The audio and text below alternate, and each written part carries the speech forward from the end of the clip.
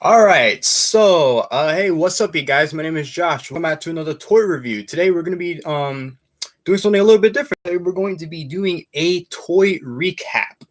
Now, as you guys know, in the past I've reviewed a couple Ultraman figures. This is known as the Bandai Ultra 500 series, and as you can see right here, it's on the Ultra series that has been around since 1966 and still goes on to this day with its most current show, Ultraman Z, or Ultraman Z for short. So basically, what I'm going to do today with this review is all of these figures you see right here. I have reviewed all these figures before in the past. So like I said, this is a recap. Now, the purpose of this is that it's been a very long time since I've done a toy review. So, I've been meaning to catch up since I have a whole ton of more Ultraman figures I would like to review, but just don't have the time to go through it. With college and stuff like that, it gets very hard, so I hope you guys can understand. And yeah, we're going to be reviewing every figure. Yeah, so without a doubt, this is going to be a pretty long video. So, and since this is live, I mean, anything could go wrong. So, just thought I'd give you guys a heads up because I've been meaning to do this video for quite a while. In fact, let me just get this right here. A little surprise for towards the end of the video. And yeah, I know the camera is a little bit funny, but yeah, this is the best we can do, right? All right. So, like I said, it's gonna be a pretty long video. So this might even be my longest one I've ever done. Who knows? And you don't have to stick around for the whole video, but if you would like to, that'll be great. That'll help support my channel and all that. I got the figures, I got the tags. So I mean, yeah, what are we waiting for? Let's start the review, right?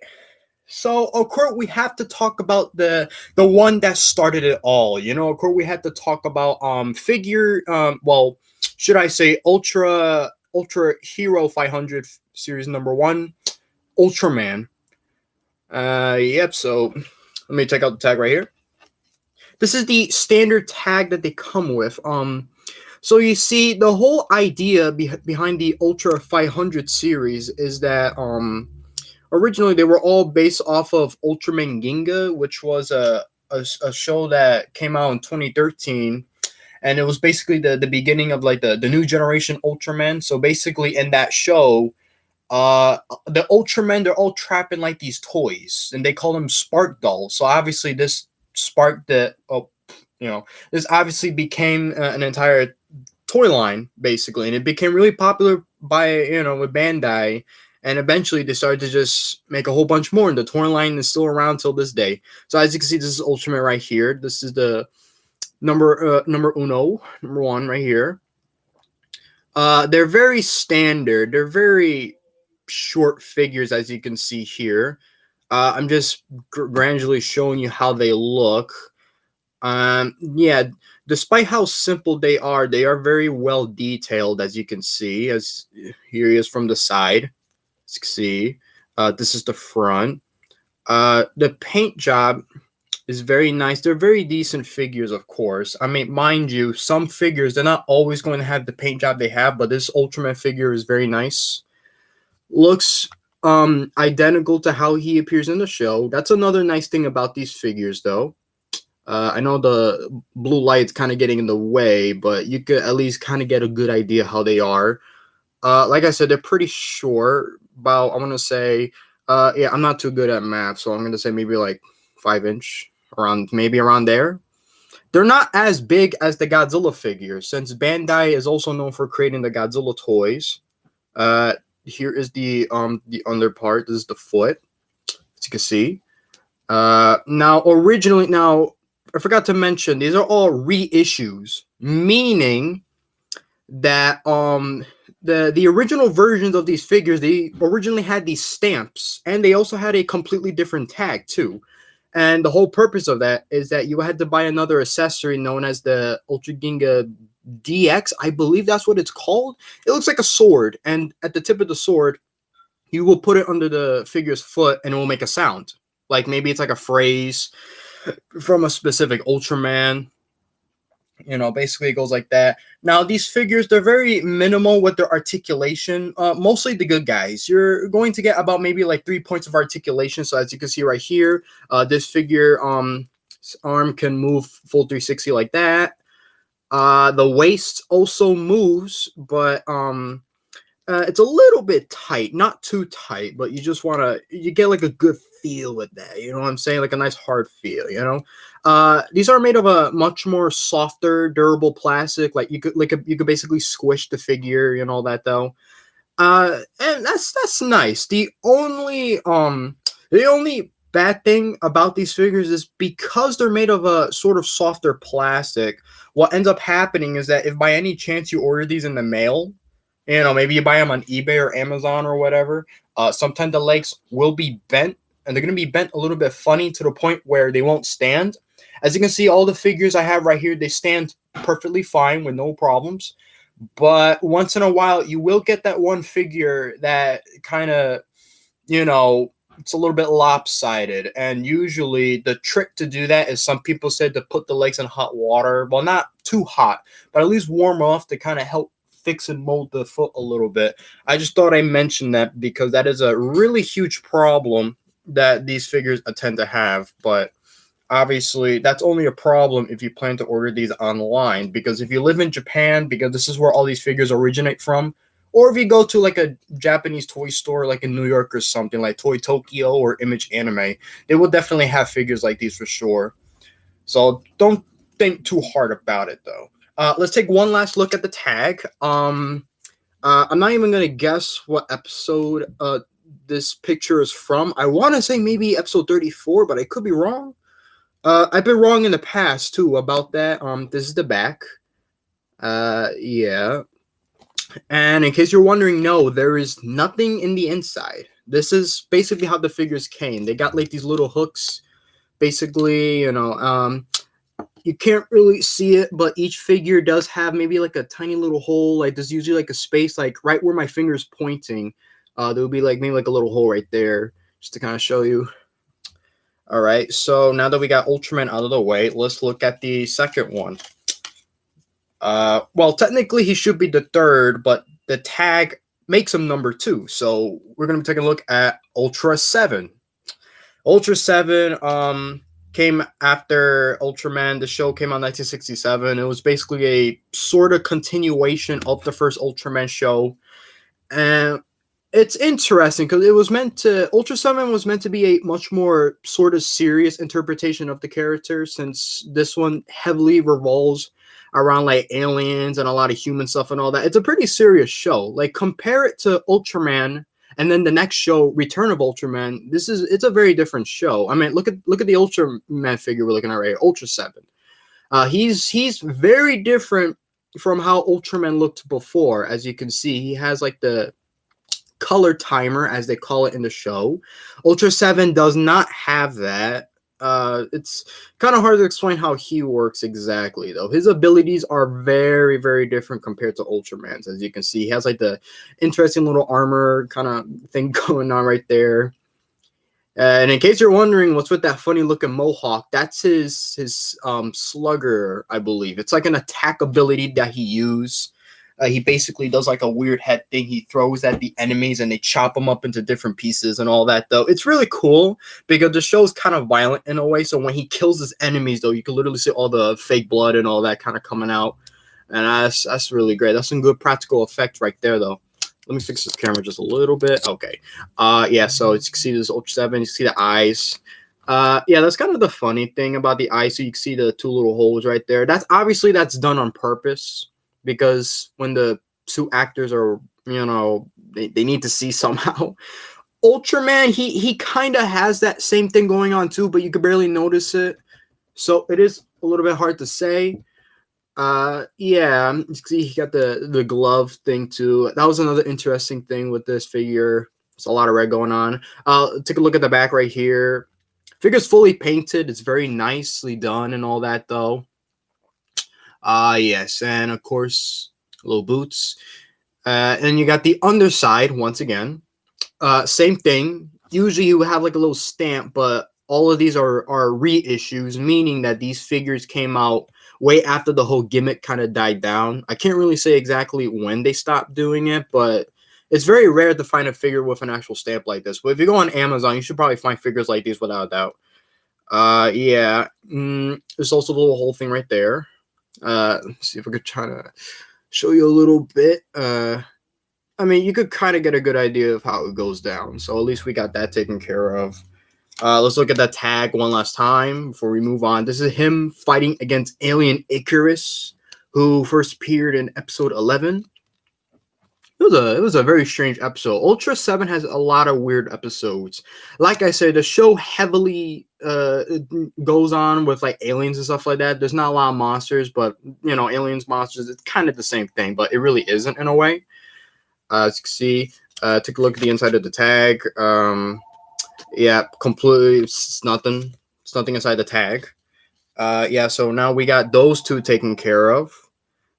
So now let's take a look at figure number 3, Zoffy. Yes, his name is Zoffy, not Ultraman Zoffy, just Zoffy.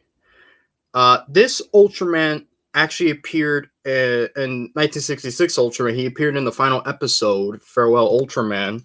Basically, in that episode, he was fighting against the evil alien Zetton, who's right here. Zetton, and Ultraman loses, and he basically dies. So Zoffy kind of comes out of nowhere and just basically saves his life. Yeah, so obviously, as you can see, his design is very similar. It looks almost just like Ultraman, but then again, that's kind of done on purpose. Because, I mean, this was kind of before the creators were like, oh, this show is really popular. We can actually make more of these. So, obviously, it only makes sense that they were going to have only, like, 2 Ultramen that look almost identical, but not exactly. You could definitely see some of the differences right here. You got, like, some of, like, the, like, metal pieces right here that's meant to show, like, I want to say maybe, like, honor or something. He's, like, he's a really, really important character, though. He's, like, one of the more, like, more stronger and like kind of like seniors of like the Ultraman, as you can see. You could look at it from the side right here. He got more going on. He's very interesting, just to say the least, despite him looking almost identical to Ultraman. But there is definitely a huge difference, as you can see. The only weird thing is that he does have some paint a little bit left over. Like in the front, you can see kind of like the silver and how it goes to the arm. It's supposed to continue to the back, but as you can see, it's not painted. But you know, that's kind of to be expected with figures like these, because one thing I forgot to mention is that these figures are kind of sort of supposed to be almost like kids' toys. But the problem with these is that these became so popular, you got so many adults kind of buying these as well. And articulation, same thing. All the heroes, well, almost all the heroes have at least like 4 points of, 3 points of articulation. Like I said, the waist on this one is pretty tight, so I'm not even gonna bother trying to move that a little bit. Okay, so before we move on to the next one, again, one last time we'll take a look at the tag. This is from the final episode of Ultraman, of course. Number 3. As always, you know, words back, nothing inside. So of course, let's move on to number 4. Ultraman Jack, and he's carrying someone. He's gonna throw kaiju, even though I don't really remember exactly who's he's throwing. Yeah, so let's take a look at Jack. So basically, this Ultraman first appeared in 1971, Return of Ultraman, or The Return of Ultraman. I don't know. There's a little bit of a misconception when it comes to the title. So as you can, yet again, he's meant to look much more like the original Ultraman, except this one actually got some boots and gloves, which is quite interesting.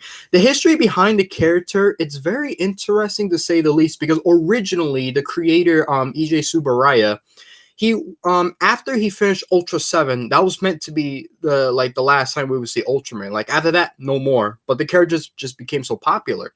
So he was planning on creating Return of Ultraman, where the original Ultraman would basically return years later and, you know, fight against new monsters and all that. But sadly, E.J. Tsuburaya passed away before he can even make that. So they basically had to kind of create the show the best way they can. So funny enough, in the show, he's just called Ultraman. They don't mention Ultraman Jack. You're supposed to believe that this is like an upgraded Ultraman, and that's basically what he kind of is. It wasn't until later that they officially says that his name will be Ultraman Jack. That is his permanent name and all that, just to kind of help give the character a little bit of a difference, since even though they all look alike, they're obviously not the same person. Just, as you see on the side, he got like a oh man, I forgot what that's called, but this is pretty important to the show. This was something that was given to him by Ultraseven, and yes, Ultraseven does make an appearance in the show. Okay, so as you can look at in the front, he looks very nice, but just like Zoffy, he does have maybe just a little bit of paint that is lacking a little bit. Let me take out Zoffy real quick. As you can see, they both kind of had the same situation where the back, not too much detail, but in the front, you pretty much got everything you would pretty much want with Ultraman and all that. Whoops. Yeah, same thing. They each have 3 points of articulation. This one can move just fine. Same thing again. The waist is very tight. Yes, some of these figures, they do got very tight waist, so I suggest not trying to move it too much. You won't break the figure easily that way. The figure, you can, even if you take off the bottom part, you can still reattach it. It would just make it a little more difficult. So let's take one last look at the tag right here. We got the front right here. Like I said, I don't remember who he's throwing. I'm rewatching the show as of now. The back part, nothing in the inside. So, of course, let's move on to number 5, Ultraman Ace. See right here, he's fighting against Alien Hipporato. I don't know if I'm saying his name right, so I apologize if I'm butchering the name. There you go. So here we have Ultraman Ace, who first appeared in 1972.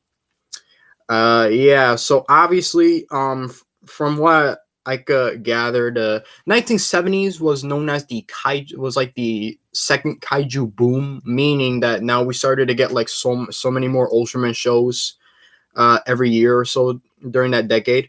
So we have Ultraman Ace, and the interesting thing about him is that you actually need not one but 2 people combined to form Ultraman Ace.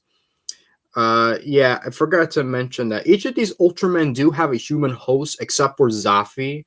I do believe maybe later on in the series, Zoffy does have a human host, but I can't be sure about that.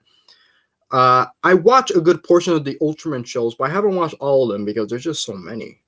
But I know a lot of knowledge about at least the originals. As you can see here, Ultraman Ace, he has perfect paint. It's nothing really wrong with him exactly. He's not really missing anything for sure. This is a really, really nice Ultraman. As you can see, he has the color timer thing just like the other few. His eyes are actually like yellow, like pure yellow. As you can see, it has like a sort of not glowing effect, but you could kind of see what's going on here. You can see the differences with the other Ultramen. Ultraseven, I mean, it made sense for Ultraseven. He has more of a goldish thing going on with his eyes, but you at least get the idea. The other thing I do want to mention is that you can see there's like a little circle right here. That's actually meant to be a hole, but obviously it's sculpted in a way where, it's not a hole, even though it is a hole. You can clearly see it on the tag, but really, that's nothing really worth complaining about. This is still a very nice figure without a doubt. So at least we got that. Same thing again, 3 points of articulation. And I believe, oh, no, this one got a very, very tight grip. Yes. So go take a look at this one last time. I'm going to make a random guess and say this was from episode 35. I'm not sure. The reason why I'm unclear about the episodes, it's because they used to have episodes that you could watch on YouTube. I mean, mind you, they weren't subtitled. Most of them weren't. But of course, YouTube had to take down the videos. There are people re-uploading them. So I just thought I'd let you know that because, if you want to watch some more Ultraman, at least you got some of that on YouTube. And of course, we have number 6, Ultraman Taro.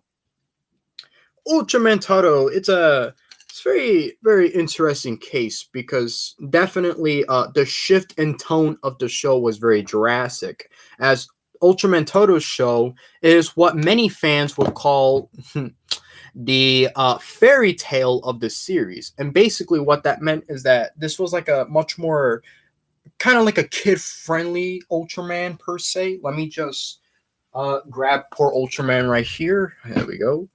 Yeah, so Ultraman Taro, the show definitely has like a much more childish sort of like atmosphere to it. He fights a lot of monsters that are just really goofy and all that, though. Not that there's anything wrong with that, though. Change is good, you know. The show, it's still violent, but not as violent as his predecessor, and it's definitely not as violent as the next show. But before we get into that, let's take a look at the figure right here. He's just very red, just like Ultraseven. He's just like everything about him is just red. Just pure red. And of course, you got some of the detail right here. As you can see, we turn around. The color timer, it's pretty nice too. It's like a nice dark blue. Just like Ultraseven, he has the hole in his eyes so that the suit actor can see. I really do like the horns too. Now, I gotta warn you, the horns, they are pretty pointy. Like, these hurt. My fingers hurt touching these. The horns are actually kind of pointy. I don't know how Bandai was able to get away with that, because like I say, these toys are aimed more for children in a way. So, yeah, I'm not joking. This kind of does hurt a little bit. Not too bad, but I just thought I'd make a note of that just in case. Again, just like Ultraseven, he's supposed to have like a little bit of space, like kind of like a little hole in between right here, but it's just kind of sculpted in there. So you're not really going to get, much with that, but everything else is just perfect. Everything else is pretty much fine. Remember when I mentioned the situation with the legs? Now, this did kind of happen to me with Taro. Every time I try to stand him up, he does tend to kind of fall back a little bit. Like right now, he's just kind of, okay, well, sometimes he stands and sometimes he doesn't. This is just so I could kind of give you a good idea how these figures work out. Again, this is the bottom of the foot right here. Here's a guy's little weapon right here, too, that he uses in the show. I believe it's supposed to be painted all the way, but as you can see, it is not. I mean, I guess it kind of makes sense in a way because you want to focus more like on here, and so I understand why they didn't want to paint this. It would have been maybe a little nice, but again, it's just a small little minor complaint. It's not that bad. So I still call it a perfect figure. I mean, Ultraman Taro, he's kind of one of my favorites, so of course I'm going to say that this is a good figure. So let's take a look at the tag one last time. Oh, they all just keep on. What can I say? As you can see right here, he's fighting a pretty goofy looking monster right there, though. If only I remember what his name was. Like, this is definitely one of the more fakest looking monsters ever. I don't know what happened, but hey, at least the show has fun with it. What can I say? This is the back. Nothing inside. So, of course, let's move on to the next figure. As soon as I could make everyone stand up. Number 7, Ultraman Leo. Ultraman Leo. Now, I have a lot to say about this show. Now, before I move on with this figure, I want to note that I made a little bit of a mistake in the review. I said that this was like the black sheep of the series, which obviously that isn't true, but that was only because I didn't know what that actually meant. Because when people say that, oh, this is the black sheep of the series, it basically means that it's one of the sort of more like not so good series. But no, Ultraman Leo, it's definitely a pretty good show, but it's a very serious one at that. The shift in tone of this Ultraman show, it was incredible. This was one of the most darkest Ultraman series you can ever see. The first episode of the show literally has Ultraseven dying. Because yes, the plot for this show is that Ultraseven, he trains Ultraman Leo. And Ultraman Leo, funny enough, even though he's an Ultraman, he's not born from the same planet as everyone else. So obviously his idea, upon other Ultraman and all that is very different. As you can see, again, the design is like very red, very similar to Ultraman Taro. I believe this is like, I want to say maybe this is the 3rd or 4th Ultraman figure I've owned when I first started collecting these. As you can see right here is the top of his head. As you can see, same thing again. He does have the hole in his eyes, so that the suit actor can see. Got a nice little symbol right there. Got this little gold thing going on. It is fully painted. I thought I mentioned that because he does have like these two wrist things, but they're painted on the side, but they're not really painted like in, like, you know what I mean. You guys know what I mean, you know. Yeah, but it's, of course, very nice. Sorry about that. It's fully painted. Very good figure. Just the bobbed foot, of course. And yeah, there we go. That's Ultraman Leo right there. Let's take a look at the tag. Now, we go right here. I know this is from like episode 25, but I don't remember the name of the creature. It was like some sort of like demon beetle or something like that. The show was really dark. Let's just say that. Like, when characters get killed, I mean, they die. Sometimes there's like blood. I mean, there's a lot of things going on with the show. Like, Ultraman Leo is the definition of, hey, you see, Ultraman is not for kids. You know what I'm saying? So there's definitely a huge change within that, as you can see. Of course, so the next figure we're going to be taking a look at is number 8, Ultraman Tiga. Ultraman Tiga came out in 1996. This was like, I don't want to say that this was like a new generation of Ultraman, but it's kind of towards that. This is during the Heisei era of Ultraman, which was basically like around the 90s and the early 2000s and all that, though. Yeah, this was definitely one of this is a lot of the fan favorites, you know, when it comes to this series. Of course, everyone loves Ultraman Tiga. They even appeared to show on 4Kids at one point, but obviously that was terrible because the English dubbing, 4Kids has a history of doing very, very terrible English dubbing when it comes to Japanese shows and anime. So when you watch Ultraman Tiga, it's kind of a joke because the show was basically in America was made to look more like a comedy than a serious show. Because this was a pretty serious show. Like, I would say like the show was like rated TV 14, like, and all that, though. Is it as dark as Ultraman Leo? No, but it is a pretty serious show without a doubt. Now, let's see. Let's take a look at Ultraman Tiga. One thing I want to mention is that when I did the review of this figure, that was a terrible review that I did.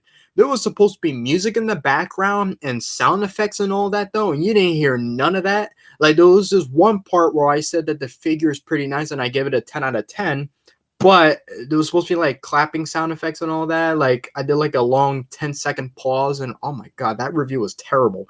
So let's do a better review right here. You can't really see it, but there are some lines kind of indicating that there's supposed to be more paint on the figure. He's supposed to have maybe like a little bit more red on his arms, but as you can see, that is not painted in.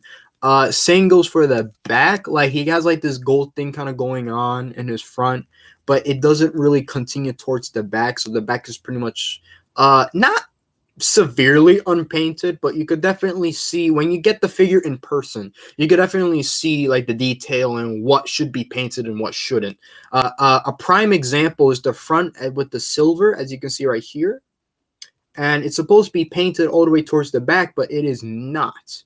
Now, I'm not bummed out about it. It's not like the figure is severely unpainted in the back like in later figures, but it is a little bit odd to see why they kind of made that decision with the figure, but, you know, oh well, I guess, you know. But it's still a pretty good figure, you know. Not that it matters. I forgot to mention this, but even though the figures, if you look at the tags, it says that it's made in China, but mine says it's made in Indonesia.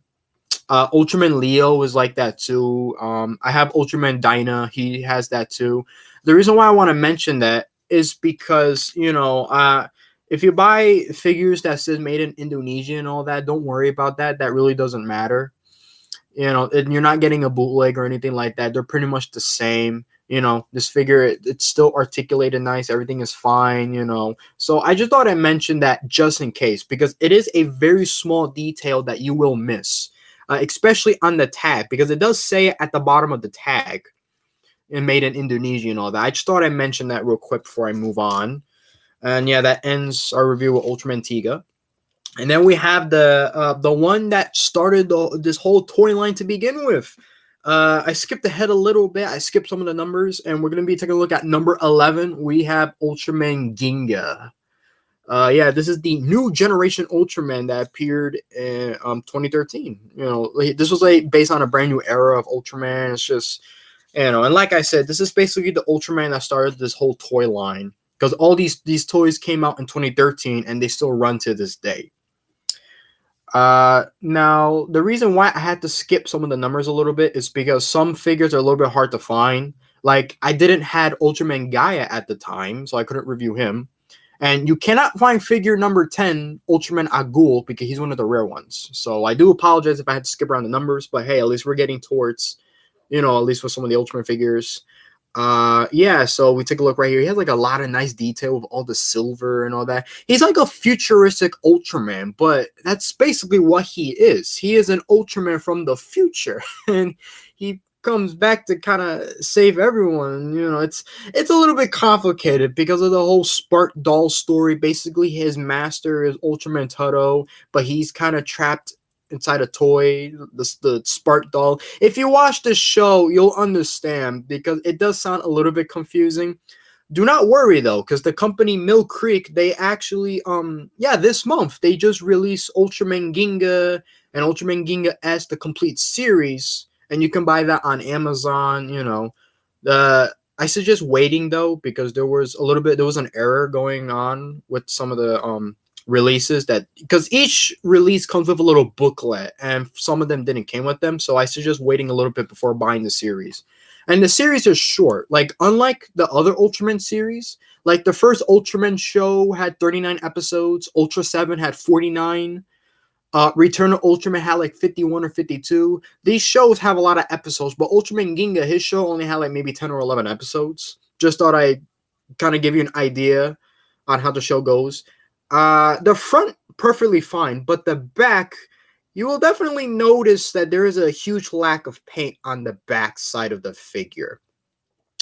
Now, should you be upset by that? It's hard to say. I mean, it's still a pretty nice figure. Like, you wouldn't really think twice about the back too much, but then again, it's kind of noticeable what parts are meant to be painted and what aren't. So you could kind of see that right there. We got the color timer. You know, I really do like the blue that they use on the figure. It's a really, really nice blue. I mean, blue's my favorite color, so I can't really help it. And you got some more bluish right here. And again, 3 points of articulation. The waist, still pretty hard. The waist, yeah, I'm not even going to bother with the waist too much with these figures. Now, before I move on to the monsters, of course, I want to do an honorable mention. We're going to be looking real quickly at Father of Ultra. This is figure number 23. Yes, figure number 23. This is just a little quick preview of the figure. I just thought I'd show him to you guys because I've talked about this figure in the past, but I never did a full-on review of it. So I thought I'd just kind of show you, you know, how he looks, and you will see a full review of this figure eventually. So until then, the backside is severely unpainted. Oh my goodness. Anyway, okay, so we got that out of the way. So now, finally, we could take a look at the monsters. Now, of course, you need your good guys and you need your bad guys. So obviously, you know, we're going to be taking a look at some of the monsters that have appeared in the show. A lot of the monsters we're going to be looking at are like the classics from like the first and second show. What was I gonna say? Yeah, there's definitely a lot more monsters than there are good guys in this series. I mean, that's pretty obvious, but I'm talking like toy-wise. There's a lot of like different monsters and all that, though. Yeah. So let's take a nice little look at number 1 for the Ultra Monster 500 series, Alien Baltan. Yeah, so Alien Baltan, he's the alien assassin or the alien ninja. Kinda. I mean, that's his description later on in the series. That's not really what he was depicted as in his first appearance. He first appeared in the second episode of the first Ultraman show, and as you can see here, he's so unique in a way. I mean, just look at him. He's definitely one of my favorite like aliens of all time in the entire show. He hasn't appeared in the series in a while. I believe that the last time he appeared was in 2016's Ultraman X, the movie. I believe that was his last appearance in the series. I could be wrong. Yeah, so He has a very unique build to him, as you can see, though. It's just very creative, like what they did, and I love how well he's translated into action figure form. Even if the figures only have like 3 points of articulation, so as you can see, you could look at his face right there. He got like the giant like lobster arms, and this is his design, not the toy, but he got like this weird little square windows thing going on around there. I'm not really sure what's up with that. In the show, he shoots cannons from his arm, so that's kind of the whole deal with Alien Bolton. He's very well painted. I'm not sure exactly how much paint he's supposed to have, but that's only because sometimes he has like a little bit of brownish on the sides, and sometimes he doesn't. It's a little bit hard to kind of depict it. At his little tail, it is painted a little bit silver, so that's interesting, to point out like with the details. See, like I like the nice little spray that they did there when they were painting the claws. I love the silver. It's very nice. It's kind of odd that they put that at the back of his tail, but okay. He got the nice little green kind of going on his shoulders and his chest. As you can see, it goes all the way down towards his legs. As you can see, it doesn't go all the way down, but that's perfectly fine. This is the way he's supposed to look anyway. He's very blue, and blue is my favorite color. You can see some red detail in his face. As you can see right there. He's also pretty tall too. Like he's definitely size accurate. Like as you can see with Ultraman and Bolton, I'm trying to line them up pretty good right there, just to give you an idea. That is something I forgot to mention at the beginning of the video. A lot of these monsters and aliens, their size is not always accurate, and we're gonna take a look at that with the next figure. But before I move on, let's take one last look at the tag. He got like these sort of like weird shape-shifting powers, sort of like he could clone himself and all that. So that's kind of what's going on in the picture right here. This is from episode 2, of course, of the first Ultraman series. This is number 1, and now we're gonna be taking a look at number 2. We're gonna meet the Monster King, Gomora. Number 2, Gomora, and there we go. It's just causing rampage. Just look at that. Yeah. So basically, Gomora first appeared in episodes. He appeared. It wasn't a double episode. It was like in a special. It was like a 2-part episode. I don't know if it was episode 25 and 26 or 26 and 27. But basically, what was going on here is that Gomora, he's from like an old sort of like he's from a whole species of dinosaurs known as the Gomorosaurus, and they're all basically extinct except for this one, which is kind of ironic because later on in the series we would see that they're obviously not extinct, and Gomora comes back. He comes back like all the time. Like he's definitely one of the more popular monsters in the series. He just appeared in the recent one, Ultraman Z, in episode 3. Whether he appears in like different forms or just like this, it usually depends, He has a very unique design, kind of like a bowl in a way, though.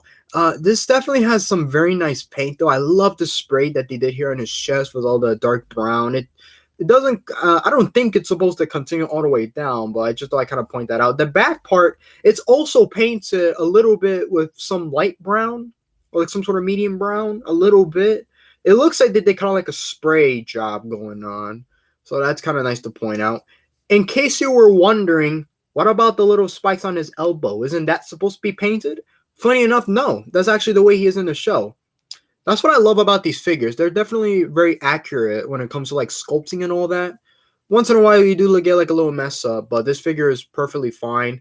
All his details are there in the face. He got like that little angry face right there, though. He's definitely one of the more stronger monsters because, like I said, he was from a 2-part episode where Ultraman couldn't really defeat him because he was just so strong. This is his tail, as you can see, is pretty lengthy, but he can still pretty much fit on your shelf with no problem because a lot of these monsters do tend to have pretty long tails that won't really fit your shelf. That's a big problem I have, especially with my Godzilla figures, so I just thought I'd point that out. This figure has 4 points of articulation, so he has a little bit more. You could move the head. You could kind of swivel it around all the way 360. Same goes for his arms. His arms can move. His tail can move full 360. His waist, on the other hand, it's a little bit of a problem because the figure gives the indication that you can kind of move the figure, but you can't really do that. Like, I don't suggest moving at the waist because I feel like you might break the figure doing that. So I suggest not doing that with this specific figure. You're going to run into that a little bit with some of the other monster figures. So I just thought I'd mention that. But before I move on, let's talk about the size real quick because, like I say, the sizing, some people do have a little bit of a grip with the size because the monsters are supposed to be way more bigger and taller. But obviously, I mean, it's kind of hard to explain why. But a lot of these monsters do tend to be a little short. So, just thought I'd let you know that, because you might order a monster figure and it's going to cost you a lot of money, and when you see the size, you might be slightly disappointed. Mind you, they are pretty cheap in Japan. It's only when you buy them online that it kind of becomes a problem, but I'll talk about that towards the end of the video because we still got a few more figures we have to take a look at. And let's take a nice little look at the tag one last time real quick. Same thing as always. We got like the nice little picture from the show. You have the back part, then you open nothing inside. So of course, let's move on to number 3, Zetton. Also known as the monster that basically killed Ultraman.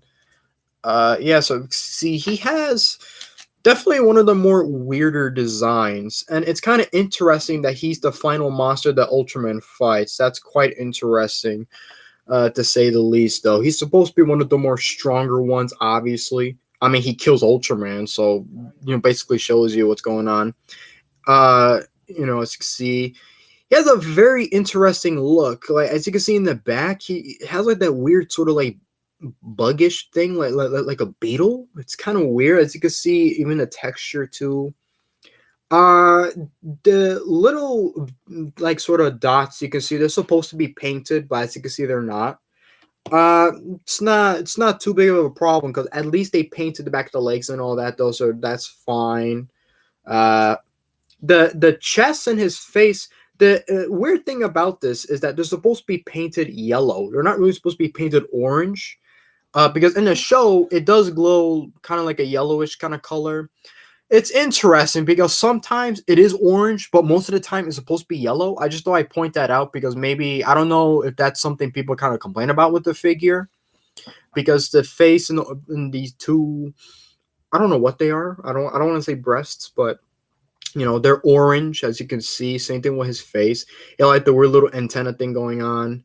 I don't know if this is worth mentioning. There's not much scuffing on the top, but maybe it's like maybe a little bit. I just thought I'd mention that because he's fallen off my shelf a couple of times. So there is some, a little bit of damage. That's not to say that the toy is made of a cheap paint, and this is not a bootleg. I just thought I'd mention that.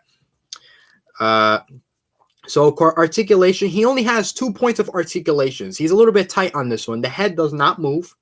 The arms can definitely move. Almost at a full 360, almost.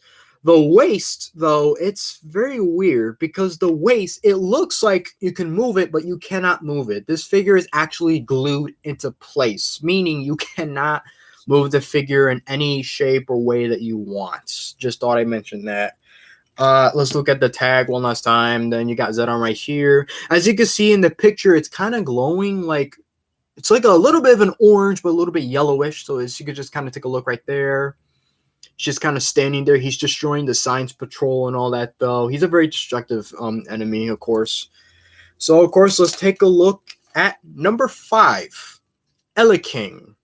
Now, yes, I skipped number 4 because I do not have number 4, and he's quite expensive. I'm not paying $40 for him. Please, no. So yeah, neat Eleking. Again, just like Gomora, he's definitely one of the more popular monsters in the series. He appears a lot in the shows. His first appearance was in Ultraseven, in episode 3. He's a giant eel. A giant mutated eel. I don't know if he's like a normal eel. He's supposed to be an alien, obviously, but he's not described as one. He's just like a normal monster, of course. So in the episode, he was raised by these aliens called Alien Pit. and basically they raise him to cause destruction and destroy everything, basically. So basically, it's the type of creature where he really doesn't want to harm anyone, but he's kind of forced to anyway. So yeah, he's very white. Like, I'm kind of having a hard time showing you some of the detail on camera because of how bright he is. And it's funny because this is not like a plain white. He is not like a white. He's almost kind of like not a skin color type of white. It's like, it's a very strange color they use for him, but that's kind of the way he is in the show. But then again, it's a little bit hard to say because in the show, the costume that they used for this guy wasn't really too good, so it would get dirt on him very easily. I just thought I'd mention that because when you watch the episode, you might think, oh, he's this color or he's this color, but he's really supposed to be this type of white. As you can see here, he's very nicely detailed, though. He got all the black spots and all that. I do have to mind you, not all the spots are painted. That's the only bummer with the figure, though. There are you can't see it now, but there are definitely spots in the figure where they're meant to be painted black, but they are not. Same goes for the tail, though. Yeah, at least they got this back portion nice and painted, so I'm glad about that, though. I do like the sort of weird antenna thing he got going on. Nice little silver, and you got his little face. I don't know how he sees, so I don't know how that works. He got his little grin, a little weird grin. His teeth is painted in a silver color. So this figure has 3 points of articulation. He can move at the arms, full 360. The tail also moves 360 with no problem. Just like Zetton, though, the waist cannot move. It looks like it can, but the waist sadly cannot move. It is glued in there in place. Now, when it comes to sizing, he's a pretty decent size. He's supposed to be maybe a little taller, but not as bad. And you know what? I forgot to compare Zetton's size. Zetton, he's a pretty decent size. He's good too. He doesn't need to be any more bigger. He's fine too. You know. With Eleking, he's suitable. His size is fine. Some people might want him a little bigger, but this is perfectly okay for the character. So, of course, before I move on, one last time with the tag. As you can see in his picture, he is a little bit brownish. But then again, that's because the suit, it get kind of damaged and a little bit dirty very easily. Yeah, so we got that. This one, the next one is, once again, I had to skip numbers because I don't got all of them. Number 13, Antlar. Antlar. And in case you were wondering, judging by his name, no, he is not an ant. He's actually a giant beetle. Interesting, right? Now, funny enough, I never did a full review of this figure either. I did this in the Josh's quick toy reviews, basically. That's when I review a figure, but I do it pretty quick with music in the background. I don't think I'll ever go back to doing videos like that, but, I just thought I'd kind of bring up Antlar because I did review him. So I thought it might have been fair. You might see a full review of this figure in the future, too. So just thought I'd let you know with that. Again, very nicely painted, as you can see with the giant sort of claw thing right there. You got the chest, which is yellow. That's the way it's supposed to be painted, of course. You got the feet, which are painted a little bit brown. You got the bottom feet. Now, overall, the figure is painted very, very gray. I mean, you got the nice little eyes right there. Don't move them too much, just in case they snap. Just thought I'd let you know that. But the funny thing about the figure is not the front, but the back. He got a blue butt on his back. Honestly, I don't know what's with this detail. In the original show, it was like that too, and he's still like that towards this day, that his back part is just randomly painted blue with a little bit of green in the ass crack. I mean, why was this necessary? I need to know the origin behind this design, because like I say, every Antlar figure is kind of like this. This is the way he's supposed to be. Yeah. The size, pretty good, Again, he's supposed to be a little taller, but this is fine too. This is not bad. It's a nice, decent figure. He has 4 points of articulation. He can move his head, which is pretty nice, just like Gomora, full 360. As you can see here. And the hands can also move. Not full 360, but close enough. You also got the waist. The waist kind of moves, but it can't really move too much because of the back part that he has. So I just thought I'd let you know with that. And right. So now next we are going to be taking a look at our last figure. Oh wait a minute. No, second to last figure actually. My mistake. I forgot to mention Antlar first appeared in Ultraman episode 7. Almost forgot to mention that. Oh yeah, so we're gonna be taking a look at our second to last figure. Number 14, Red King. And yeah, he's not really red. And it's very easy to see on his figure. He is not red. He's actually quite blue. He's kind of known for that too. He got like a little bit of like the bluish paint on him though. This is definitely one of the more interesting figures, just to say the least. Very, very interesting design, because a lot of people make fun of him and say that he's basically Godzilla if he was a corn on a cob, and I agree. He kind of does look like a corn on the cob. I ate some corn yesterday for dinner. It tasted delicious. What can I say? Whoops. He first appeared in episode 8 of the first Ultraman show. He's one of the more stronger and more brutal monsters in the series. He's also one of the more popular ones because, again, he appears on a lot of the Ultraman shows, of course. Let's take a look at that very, very tiny face of his. Yeah, like that little snarl right there. His mouth, it's kind of painted a little black right there. Got some blue a little bit going on. You can see it more on this side, of course, though. You got the tiny, tiny little eyes right there. He has such a small head. What can I say, right? And then you got the arms, right there. His hands, his fingers are painted blue, both sides. I don't know why. His feet are painted blue. But he's like that in the show, so that's not like an unnecessary paint thing. There's probably a reason for why there's so much blue paint on some of these figures, but oh well, I mean, beats me, I guess. So the figure has 3 points of articulation. The arms can move. Sadly, the head can't, but that's fine, I guess. The tail can move perfectly full 360. He's pretty chunky. What can I say? I'm actually kind of having a hard time moving him. Same situation again. The waist, it looks like he can move the waist, but you cannot. It is glued in place. What's funny is that if you look at the back of the figure, you can't really tell, but if you look at him from the side and from the front, you could kind of see that. It doesn't hurt the design overall in the figure, at least maybe in my opinion, but some of you might think maybe otherwise. Same for the size. He's almost the same size as Ultraman, which is pretty good, but he is obviously meant to be a little bit more bigger.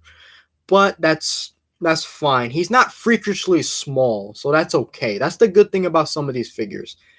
You are going to run into some monster figures that are pretty small, but not a lot. Most of the time, maybe, yeah, but that's later in the series, so don't worry about that. Where is his tag? Here we go. Let's take one last look at the tag. Funny enough, this is actually from like a photo set when they were taking pictures, because obviously, why is Ultraman kind of, hanging around with Red King like that? And in case you're wondering, what's with his name, Red King? Why is he named Red King? I don't know. That I cannot answer. That is literally never answered in the show, so I'm sorry about that. So finally, we will be taking a look at the final figure.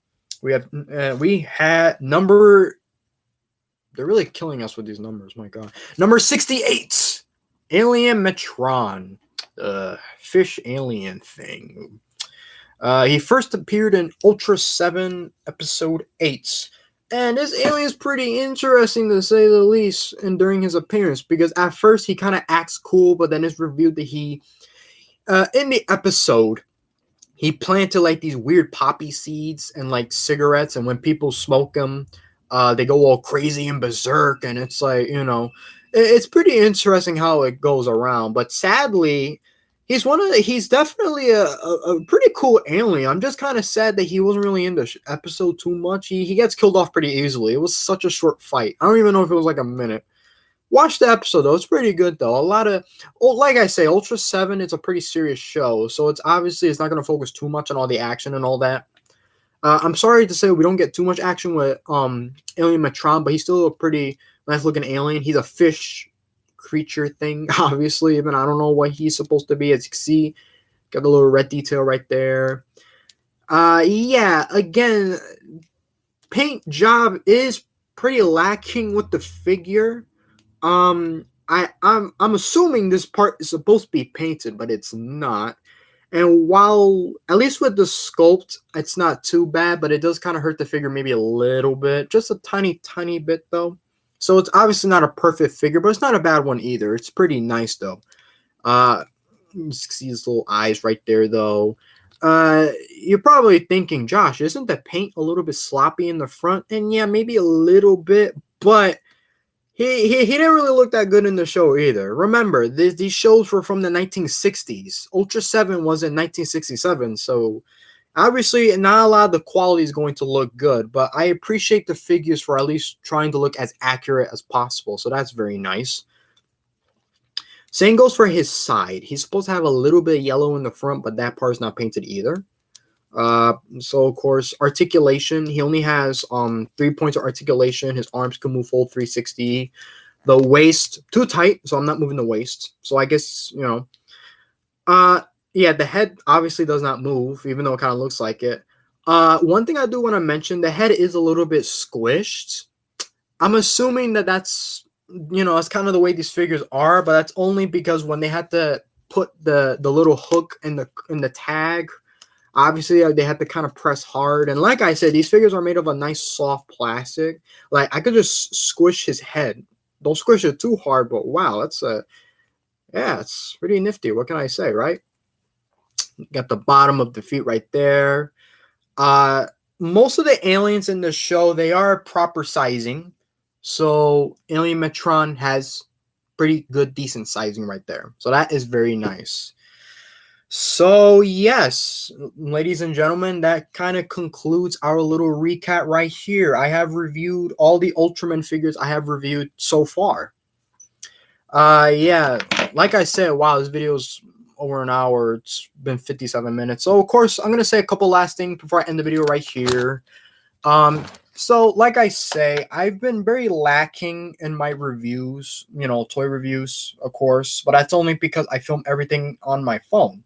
I'm reviewing this on my computer, so everything is perfectly fine, right? So what happens is that whenever I film a video on my phone, I can't really put the video on for that long, or else it takes up too much space. And on top of that, when you upload the video, things get really slow. Like even a long time ago, like last year during Halloween, I was reviewing Ninja Turtle figures. I was going to review the Monster Turtles from the Tales of TMNT line, right? And I was supposed to review all of them. I've only reviewed one, and that was Mummy Leo. And I did review Raphael, but then the video got corrupted and the video never got uploaded. I did like a small little update. It was barely an update, obviously. This was kind of before I showed off how my face is and how I look. So, you know, I do have a lot of technical problems, basically, when it comes to doing these reviews. So I deeply apologize if I'm very lacking in videos, you know, when it comes to reviews. I know that some of you really want to see more Ultraman. Don't get me wrong. I want to keep reviewing these Ultraman figures. Like, you know, I want to review Kenny so bad. You know, I have a lot of figures that I need to review. You know, I have a good portion of them in my collection, so I could definitely do that. But like I say, it's a little bit hard, you know, when your phone barely wants to work. The only toy reviews that are possible is that if I could review like the big Godzilla figures, usually that's what I do. Because I film it on my computer, on my laptop. And that's basically like the easiest time I have when I'm reviewing these figures. So if you don't see a new Ultraman figure review soon, you might see maybe a Godzilla one, or maybe I'll just continue with my commentary and all that, though. Just thought I'd give you guys kind of a good outlook on what I plan to do with some of my videos. I do post dumb short videos once in a while, you know, so you might see a lot of that to keep you guys a little bit company until I go on to the next review. Yeah, so Look at this. My whole desk is just covering tags. Oh well. Mind you, you should definitely keep these for sure because that's kind of what makes the figures a little bit more special. So do me a favor, don't throw away the tags. They're actually really nice tags. Then again, it does depend on the price because long story short, these figures, they're pretty cheap online. Well, used to, because long story short, we're kind of in a pandemic. So when you buy stuff online, it's a little bit more difficult now. Things are a little bit more expensive. Like if you wanted to buy one figure online, it will probably cost like maybe like $6, $7, or $8. But now they cost like around 12 or 13 or maybe even more. So I just thought I'd kind of give you that idea if you plan on buying some of these. Because like I said, these are all very amazing figures despite maybe some of their setbacks. But I definitely they're amazing. These are nice figures. I definitely suggest, adding these to your collection if you're an Ultraman fan just like myself. So like I said, I don't know when I'll do another Ultraman review, but you might see a Godzilla toy review sometime in the future. I'm not going to say who I'm going to review, but hopefully that video won't be an hour long because this video has been a whole hour. So just thought I'd kind of get that out of the way. So yeah, thank you very much, you guys, for kind of staying around watching. There's like maybe one person watching now because this is the longest video I've ever done on this channel, so that's nice. So yeah, I'm gonna leave things off here. Hopefully I'll post some videos soon. Let's see, depends, because I got college and all that. Online learning is pain in the ass, but So yeah, until then, I will see you guys in the next one. So leave a like, subscribe. If you dislike the video, you dislike the video. But hey, I will see you guys in the next review. See ya.